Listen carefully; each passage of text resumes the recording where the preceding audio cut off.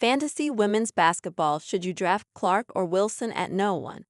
Entering last season, A'ja Wilson battled with Breanna Stewart to be the top overall pick in fantasy women's basketball drafts. Wilson responded with an utterly dominant 2024 campaign in which she averaged a whopping 50.3 FP/G, almost 10 fantasy points more than the second highest average in the league, Napheesa Collier, 41.1 FP/G. Fresh off a scorching rookie season, Caitlin Clark shapes up as Wilson's main competition for that top spot this year. Only 5 players averaged 39.5 FP/G or better last season. Wilson, 50.3 FP/G. Collier, 41.1 FP/G. Clark, 40.4 FP/G. Arik Ogunbowale, 39.7 FP/G. And Stewart, 39.6 FP/G. No other player that played at least half their games averaged more than 34.5 FP/G, leaving a clear delineation between the top 5 and the rest of the league. Ogunbowale and Collier are both veteran players that set their career bests in fantasy scoring last season, which makes it unlikely they could close the large production gap with Wilson this season.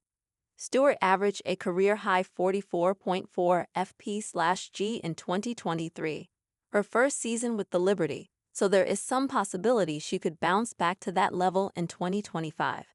But with Stewart preparing for her 9th season while coming off knee surgery, the likelihood is that Wilson would still be the better fantasy draft prospect this season. Then, there is Clark.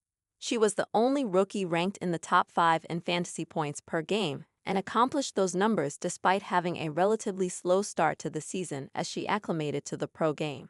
But she caught fire after the All-Star and Olympic break, averaging 21.9 ppg, 9.8 apg, and 5.6 rpg in the last 22 games of the regular season, good for 44.3 FP/G.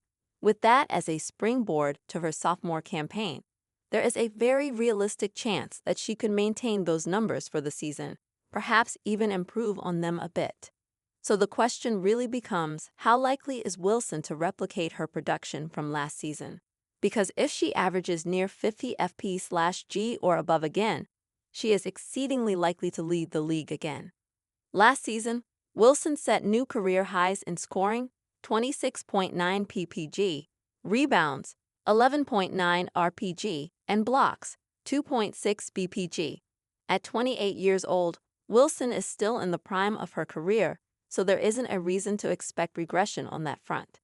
However, her scoring spike correlated with Candace Parker's retirement and Chelsea Gray battling injuries most of the season. She scored more because the team needed her too. But with Gray back at full speed and Jewell Loyd taking the place of Kelsey Plum, Wilson might not put up the same scoring numbers this year.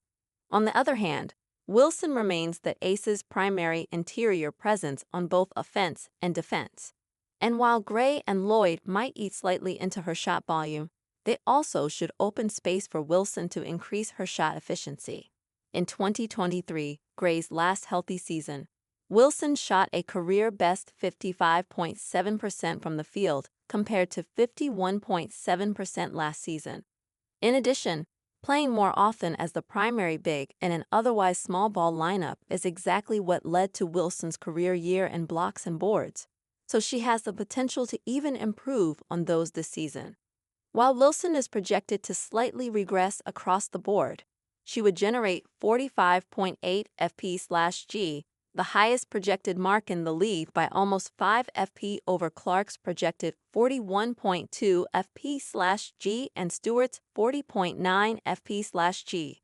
While there is logical reason to believe these projections could shift a bit in either direction, the odds are that Wilson still maintains a reasonable gap between her production and everyone else, and thus, she should maintain her well-deserved designation as the top pick in fantasy women's basketball this season.